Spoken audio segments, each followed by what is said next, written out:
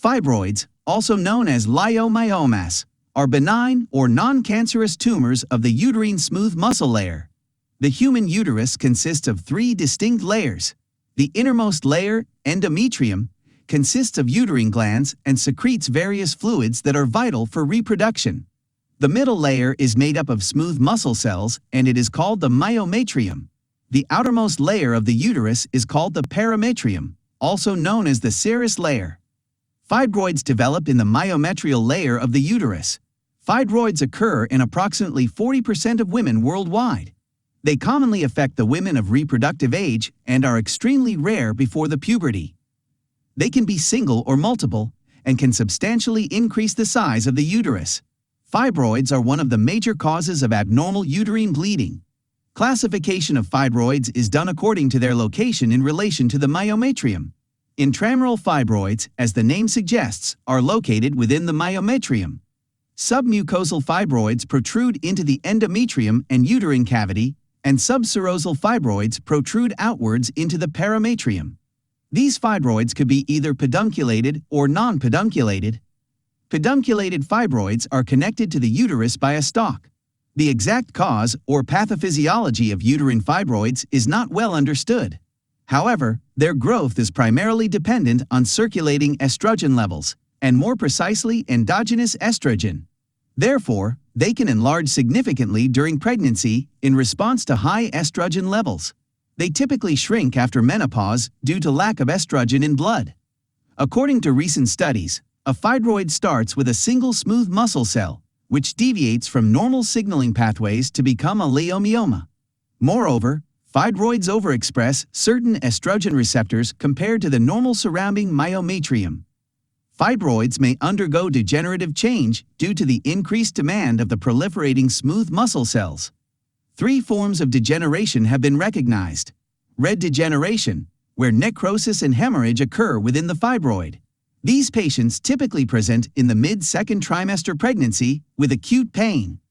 Hyaline degeneration, characterized by a symptomatic softening and liquefaction of the fibroid.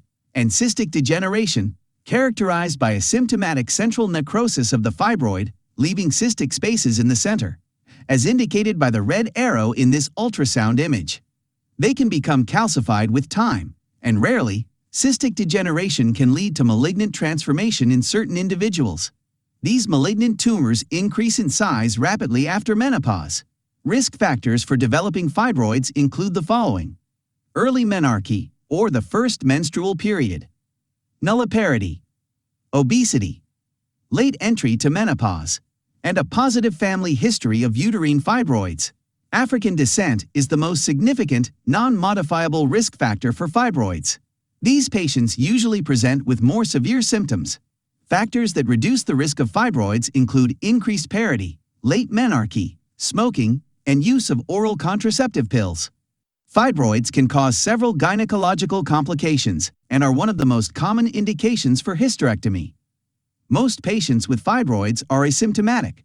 If present, the most common symptom is abnormal uterine bleeding. This could be either heavy menstrual bleeding or intermenstrual bleeding. Intermenstrual bleeding is defined as vaginal bleeding at any time in the menstrual cycle other than the normal menstruation.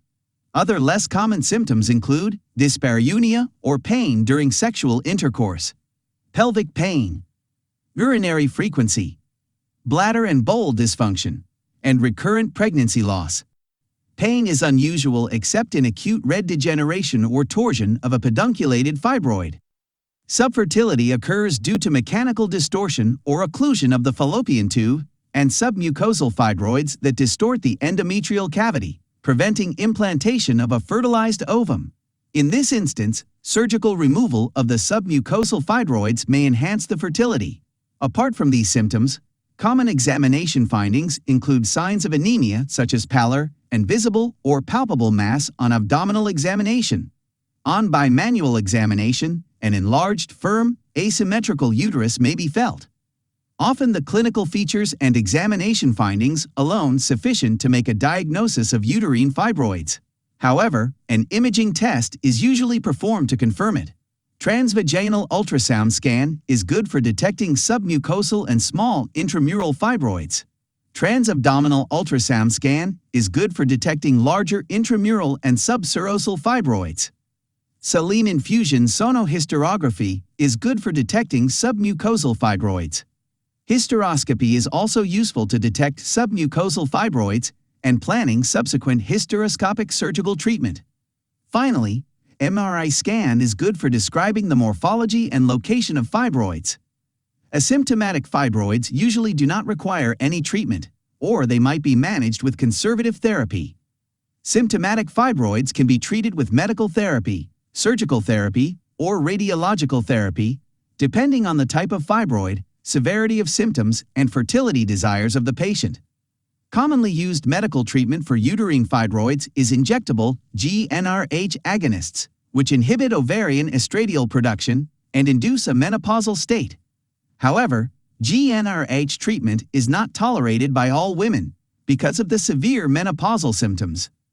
Ulipristal acetate is a newer drug that is given orally and has the same action as GnRH agonists.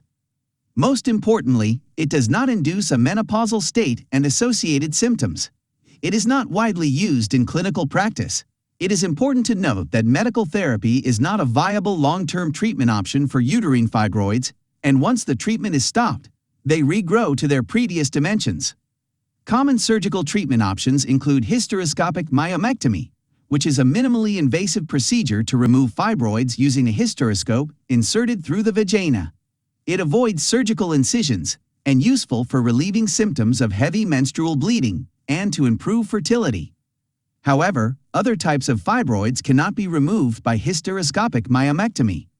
Myomectomy is an invasive but fertility-sparing fibroid removal option.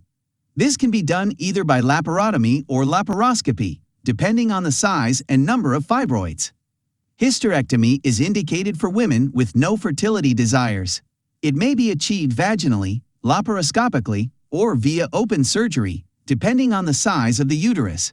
Both myomectomy and hysterectomy may be facilitated by treatment with GnRH agonists over 3 months prior to the surgery.